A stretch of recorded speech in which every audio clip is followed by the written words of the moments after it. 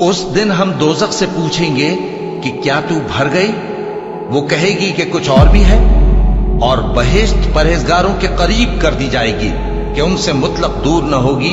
यही वो चीज है जिसका तुमसे वादा किया जाता था, यानी हर रुजू लाने वाले, हिफाजत करने वाले से, जो रहमान से बिन देखे डरता रहा और रुजू करने वाला दिल लेकर आया, उसमें सलामती के साथ दाखिल हो जाओ।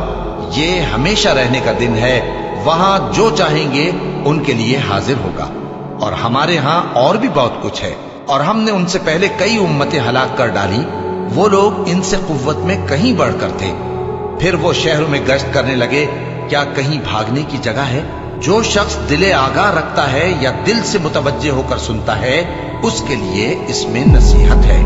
और हमने आसमानों और जमीन को और जो मखलूकात इनमें है सबको 6 दिन में बना दिया, और हमको जरा भी थकन नहीं हुई। तो जो कुछ ये कुफ्फार बकते हैं उस पर सब्र करो, और आफताब के तुलू होने से पहले और उसके गुरूब होने से पहले अपने परवरदिगार की तारीफ के साथ तस्बीह करते रहो, और रात के बाज औकात में भी और नमाज के बाद भी उसी के नाम की तस्बीह किया करो। और सुनो, जिस दिन पुकारने वाला नजदीक की जगह से पुकारेगा, जिस दिन लोग एक जोर की आवाज यकीनन सुन लेंगे, वही निकल पड़ने का दिन होगा।